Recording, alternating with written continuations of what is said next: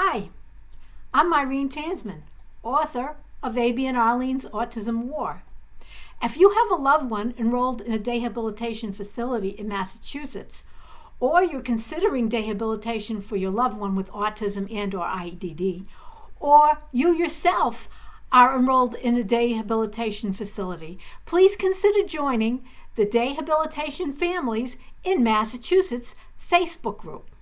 Today I'd like to talk to you about the airline industry's request to federal policymakers to create a no-fly list and the effect this list could have on individuals with severe autism or other neurological behavioral difficulties.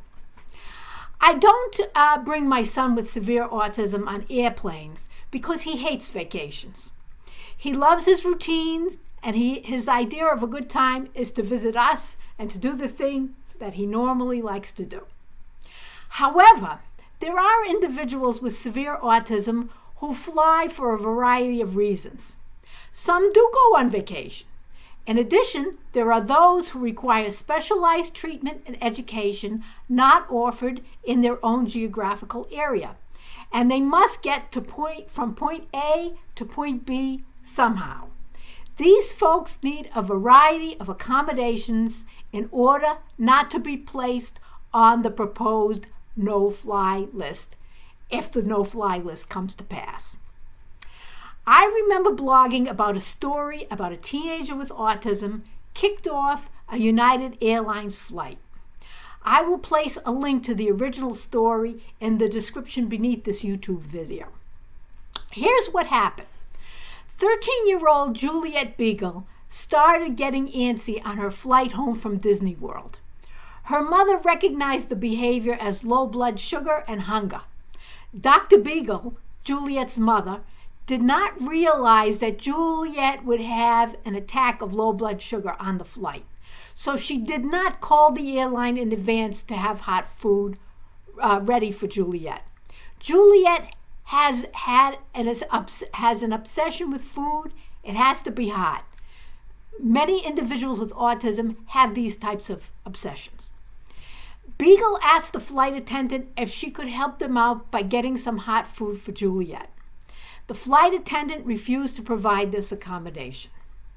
Juliet is a beautiful girl with no dysmorphic features. The situation may have been a little different if she had Down syndrome or another type of disability that does show some features. Beagle stated that Juliet could have a meltdown, which included scratching if she were to get upset. This was perceived as a threat by the flight crew. However, this may have just been a statement of fact. We know that, people with autism may have some maladaptive behaviors, and it's not a threat, it's just the way things are. So the flight attendant refused to provide the accommodation. Juliet started screaming, and then after she started screaming, the flight attendant brought hot food to Juliet, and Juliet calmed down and behaved nicely after that, but the Beagles were kicked off the flight, and the pilot wanted them off the flight because of the quote-unquote threat.